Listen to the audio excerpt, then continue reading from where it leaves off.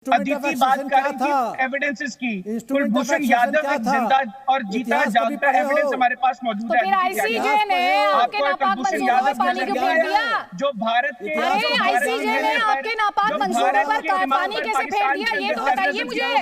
कुलभूषण यादव की बात कर रहे हैं, आईसीजे ने आपके नापाक मंसूबों पर पानी क्यों फेर दिया? इस सवाल का जवाब दीजिए मुझे हैदर हयात। एविडेंस आपका क्वेश्चनेबल है, एविडेंस आपका क्वेश्चनेबल है, और वो भी इंडिया की अदालत में नहीं, इंटरनेशनल कोर्ट में, इंटरनेशनल कोर्ट में। तो मुझे ये बताइए, आप मुझे सिंपल सा जो मैं आपसे सवाल पूछ रही हूँ ये बताइए, आईसीजे ने आपके नापाक मंसूबों पर पानी क्यों फेर दिया? मैं आपसे जो सवाल पूछ रही हूँ सवाल का जवाब दीजिए। इतना बहादुर कमांडर था कि उसने यहाँ पर कन्फेस किया है कि फिर आईसीजे ने क्या किया? एक सेकेंड, हैदर हयात इतना बहादुर कमांडर आपके हिसाब से, तो ये तो बता दीजिए आईसीजे ने आपके नापाक मंसूबों पर पानी क्यों फेरा? अब बोलेंगे नहीं, आप एक्सपोज हो रहे हैं, गलत एग्जाम्पल उठा लिया आपने। या पढ़े लिखे लोग रहते हैं, सुनिए ध्यान से, या व्हाट्सएप यूनिवर्सिटी नहीं चलती है। हैदर हयात, ये व्हाट्सएप यूनिवर्सिटी का चैनल नहीं है। आईसीजे ने आपके नापाक मंसूबों पर पानी क्यों फेरा? आईसीजे के अंदर जो मामला है, मैं तो आपको यार, आपको ये क्यों नहीं नजर आ रहा? कुलभूषण यादव खुद कन्फेस कर रहे हैं। अरे आईसीजे पे तो बोलिए, दो मैं सुनना चाह रही हूँ, 4 सेंटेंसेस आईसीजे पे। आप कुलभूषण यादव ने आपने क्या किया, मुझे इसमें कोई दिलचस्पी नहीं है। आपकी फौज ने, आपकी आईएसआई ने क्या किया, मुझे कोई दिलचस्पी नहीं है। मैं कह रही हूँ आईसीजे ने आपको क्यों झटका दे दिया? आपको झटका क्यों लगा इंटरनेशनल कोर्ट में?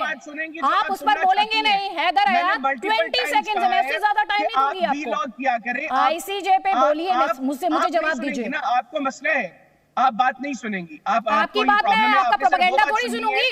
आईसीजे पर बोलिए ना, सवाल पूछा है मैंने आपसे। रोज बैठ के आप लोग करते हैं प्रोपेगेंडा। आप लोग बताएंगे, मतलब जो प्रोपेगेंडा की डेफिनेशन में पहली एग्जांपल आप लोगों की कोट होती है कि इंडियन मीडिया, आप बताएंगे फिर आप क्या कर रहे हैं? हैदर हयात, आप क्या कर रहे हैं? आप क्या कर रहे हैं इस प्लेटफॉर्म पर? You should be here. आपके प्रोपेगेंडा का you should be here, you should not be here. जवाब दे रहा हूं, you are free to leave, you are free to leave. जवाब दे रहा हूं। No, any self respecting person who is accusing the organisation of such allegations should not be on that platform. So you can leave if you want. आप जा सकते हैं। सुनिए ध्यान से, you don't have to be on a propaganda machinery and I will not allow your propaganda to be on TV. I will not give you the platform for propaganda. Let me be very clear Haider हयात, आपके propaganda के लिए इस platform का इस्तेमाल नहीं होगा। मुझे सिर्फ एक सवाल का जवाब चाहिए। आप जाएंगे नहीं, मुझे पता है, मुझे पता है, आपको पता है इस चैनल की इंपॉर्टेंस, इस चैनल के इन्फ्लुएंस, इस चैनल के दर्शकों के बारे में आप सब जानते हैं, और इसीलिए गाली भी देंगे और सोच रहे प्रोपेगेंडा भी चला लेंगे। सुनिए ध्यान से, सुनिए, दूसरे चैनल पे जाइए इस काम के लिए। मेरी बात सुनिए, आईसीजे ने आपके मुंह पर तमाचा क्यों मारा था, मैं ये जानना चाहती हूँ बस। आईसीजे ने आपके मुंह पे तमाचा क्यों मारा? अच्छा, व्हाट्सएप यूनिवर्सिटी ने नहीं पढ़ाया होगा, कोई बात नहीं, व्हाट्सएप यूनिवर्सिटी ने नहीं पढ़ाया। बिट्टा सर, व्हाट्सएप यूनिवर्सिटी में पढ़ाया नहीं गया कि आईसीजे ने इनके मुंह पर तमाचा क्यों मार दिया? देखो जी त्यागी जी, जो ये अभी बातें गलत तरीके की कर रहे हैं, एक पत्रकार साहब अभी बात कर रहे थे, इनको मैं बता देना चाहता हूं कि बिट्टा को, हिंदुस्तान को दर्द बड़ा है 26/11 की घटना का। इनको दर्द बड़ा है जो पार्लियामेंट में हमला हुआ, इनको दर्द बड़ा है जो हमले होते हैं। अरे मेरी बात बिल्कुल बड़े ध्यान से सुन लो, मैं आज आपको कहना चाहता हूं, हिंदुस्तान कभी लक्ष्मण रेखा पार नहीं करता। मैं फिर कहूं, हम लक्ष्मण रेखा नहीं पार करते। नरेंद्र मोदी हिंदुस्तान के प्रधानमंत्री एक ही कहते हैं, हम किसी को छेड़ते नहीं, हमें छेड़ेगा तो हम छोड़ते नहीं। और वो पुलवामा का किस्सा आपको करके बता दिया। जो गंदी हरकतें आप हिंदुस्तान की तरफ करते हैं, अगर हम शुरू कर दे तो 10 मिनट लगेंगे, याद रखना। ये परवाणु छोड़ो, 10 मिनट लगेंगे, हम नहीं करेंगे ये हरकतें। गुजरात में जाके बीएसएफ के बॉर्डरों में मैं रहता हूं, मैं जैसलमेर में रहता हूं, बीएसएफ के जवानों के साथ बीकानेर में रहता हूं। कितनी दूर है उनका रहायश, उनके सारे स्थान, हम पास है। ये कोशिश करते हैं, हम क्यों करें कोशिश आपके पाकिस्तान में? हम क्यों AK-47 भेजें पाकिस्तान में, हम क्यों नार्को टेररिज्म फैलाएं, हम क्यों वहां पे बम ब्लास्ट कराएं, हमें क्या जरूरत है। हरकतें आप करो, एक चोरी एक सीना चोरी। याद रखना, मैं चैलेंज करता हूं, मैं कभी चैलेंज ऐसे नहीं करता, चैलेंज करता हूं। जो पत्रकार साहब आपने कहा ना दर्द, कभी दोबारा पुलवामा जैसी घटना करने की कोशिश की जो आज हुई है, और ISI को भी चैलेंज करना चाहता हूं जो देख रहे हैं, याद रखना वो खमियाजा आपको भुगतना पड़ेगा। सदियों सदियों तक याद करेंगे आप। गलतफहमी, हम जो अरे क्या हंस रहे हैं, अरे क्या दांत निकाल रहे हैं, हम तो POK की अभी बात नहीं करते, हम तुम्हारा POK लेके रहेंगे।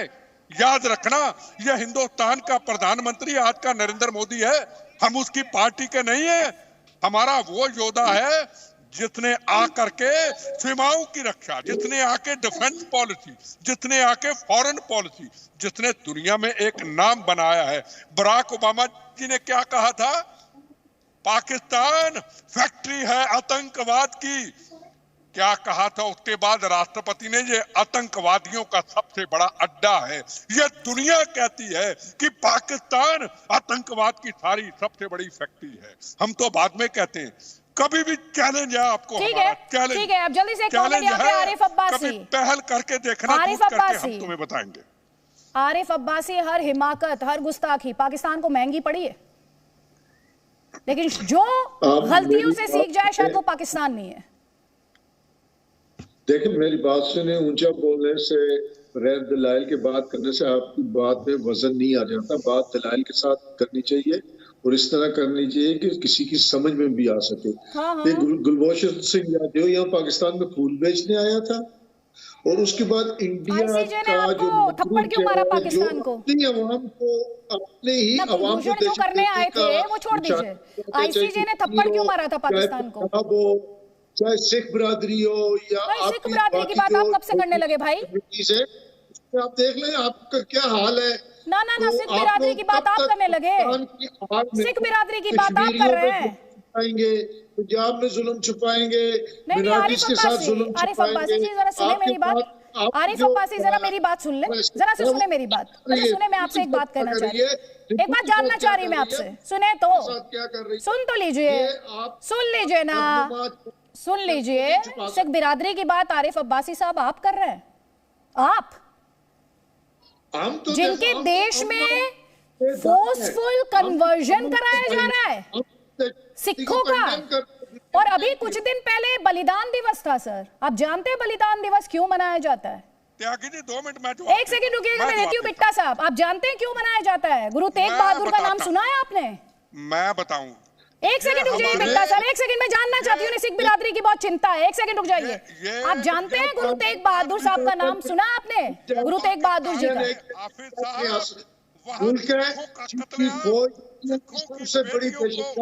एक सेकेंड बिट्टा सर प्लीज एक second, just give me 10 seconds. Arif Abbasi को सिखों की बहुत चिंता है, मैं जानना चाहती हूँ कितना जानते हैं सिखों के बारे में जी। सवा अरब लोगों के, सवा अरब लोगों को आप छोड़िए, सवा अरब लोगों को छोड़ दीजिए, सवा अरब से ऊपर है हम सवा अरब से ऊपर है सर, खाली सवा अरब नहीं है, अब हम उससे भी ज्यादा हैं। अरे अब्बासी जी आपसे सवाल पूछ रही, सिख कम्युनिटी को लेके भी, सिख भाइयों की बात आप कर रहे थे, आपने दोनों सवालों का जवाब नहीं दिया। एक जो फोर्सफुल कन्वर्जन, जो धर्मांतरण आप करा रहे हैं, लड़कियों को, बच्चियों को उठा लेते हैं, उस पर आप नहीं बोल रहे हैं। दूसरा मैंने आपसे पूछा, गुरु तेग बहादुर जी का नाम सुना है आपने? सुना है? बलिदान दिवस जानते हैं आप? जानते हैं? आप तो मुंह नहीं बंद कर सकते, लेकिन असल हकीकत यही है कि इंडिया और इंडिया की फौज दुनिया में जितनी दहशतगर्दी हो रही है, जो जुल्म हो रहा है, उसमें बराबर की शरीक है। अच्छा, वो बात और है कि ओसामा बिन लादेन इनके घर में मिलता है, हाफिज सईद इनके घर में है, मसूद अजहर इनके घर में है, TTP इनके घर में बैठे हैं। जो पंजाब में सिखों के साथ आपके सारे सुरमा स्क्रीन पर आ रहे हैं, ज़कीउर रहमान लखवी इनके यहाँ पे बैठा हुआ है, वो बात और है।